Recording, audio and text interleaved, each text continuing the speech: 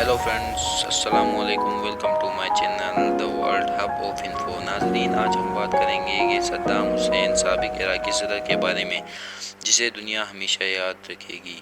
दोस्तों, साबिक इराकी सदर और बेस पार्टी के सरबराह जो बगदाद के शुमाल में वाक़ शहर तिकरित के एक गरीब घराने में पैदा हुए। वालिद की जल्द वफ़ात के बाद उनकी वालिदा ने उन्हें अपने रिश्तेदारों के पास लेकर किसी गाँव में चली गई। चंद साल बाद उन्होंने दूसरी शादी कर ली। सौतेले वालिद का सद्दाम के साथ बर्ताव अच्छा न था।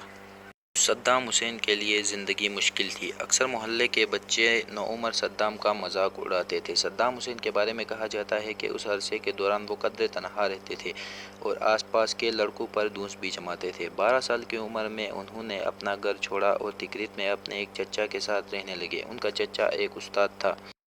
अपने लड़कपन में सद्दाम हुसैन हुकूमत मुखालिफ मुजाहिरों में खासे सरगर्म रहे, मगर इराकियों की तरह वो बरतानवी नौआबादियाती हुकूमत और अमीर जागीरदारों के खिलाफ हो गए।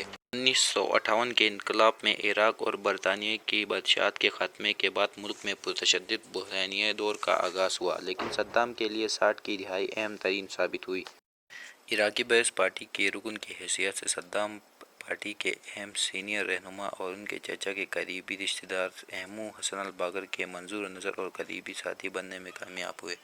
सद्दाम उस वक़्त न कोई अफसर था न कोई फ़ौजी, लेकिन मौरख कहते हैं कि एमू हसन बाकर के लिए वो खास मुफीद काम अंजाम दिया करते थे। 1968 में बूश पार्टी इक़्तिदार में आई और एमू हसन अल बाकर मुल्क के नए सदर मुंतखब हुए।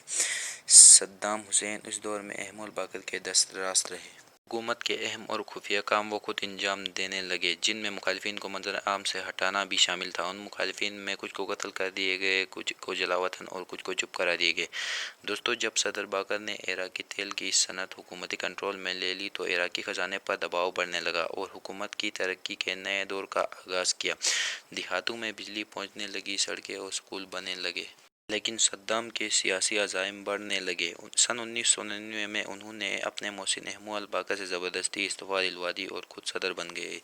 जल्द ही उन्होंने अपने पार्टी के इनकलाब कौंसिल के खिलाफ बगावत की साजिश का इंकशाफ किया। इस साजिश को मंजर आम पर लाने के लिए सद्दाम ने कौंसिल के अरकान का एक इजलास तलब किया। इसमें सद्दाम हुसैन स्टेज पर बैठे सिगार पीते दिखाई देते हैं। जब बगावत में मुलविस अफराद के नाम फहरिस्त बआवाज़ बुलंद पड़ी जाती है और उन्हें बारी बारी इजलास से बाहर ले जाकर कत्ल कर दिया जाता है या कैद कर दिया जाता है। इस इजलास के शुरू का जज्बाती अंदाज में बआवाज़ बुलंद सद्दाम पर अपनी वफादारी का यकीन दिलाते हुए नारे लगाते हैं।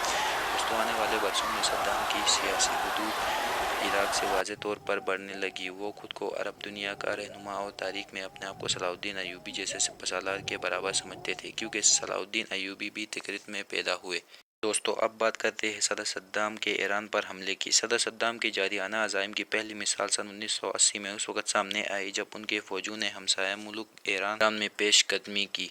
सदर सद्दाम के तवक्कुआत के बरअक्स ये जंग उन्हें बड़ी महंगी पड़ी। 8 बरस जारी रहने वाली इस जंग में 10 लाख अफराद हलाक हुए। उसके अलावा जंग के नतीजे में इराक ने खजाने पर बड़ा बोझ साबित हुई। दोस्तों, अब बात करेंगे सद्दाम के कुवैत पर हमले की। सदर सद्दाम ने हमसाया ममालिक इक़्तिसादी मदद मांगी। उन्होंने कुवैत पर इराक तेल की चोरी करने का इल्ज़ाम आयद कर दी और मतलूबा मुआवजा न मिलने पर अगस्त 1980 में इराकी फ़ौजें कुवैत में दाखिल हुई। सदर सद्दाम को ये फ़ौजी इक़दाम बड़ा महंगा पड़ा और इनकी तवक्को थी कि बड़ी ताकतें जिन्होंने ईरान के खिलाफ जंग में इराक का भरपूर साथ दिया, हथियार और वसाइल फराहम न करे तो मुखालिफत भी नहीं करेंगे। लेकिन हालात बदल चुके थे। अमेरिका और उसके इत्तेहादियों के लिए खलीज में अपने मुफादात यानी तेल और इसराइल की हिफाजत हर कीमत पर ज़रूरी थी और इसीलिए अमेरिकी क़यादत में ऑपरेशन डेज़र्ट स्टॉर्म के तहत अमेरिका और बरतानिया ने इराक पर जंग मुसल्लत कर दी। 11 सितंबर के वाक़ये में अमेरिका मुसलसल इस बात पर सफ़र रहा कि इराक के पास वसी तबाही के हथियार हैं और बरतानिया का कहना था कि उन हथियारों को सिर्फ 45 मिनट में काबिल इस्तेमाल बनाया जा सकता है और इसके अलावा इराक पर जौहरी हथियार बनाने और हासिल करने का इल्ज़ाम भी लगा।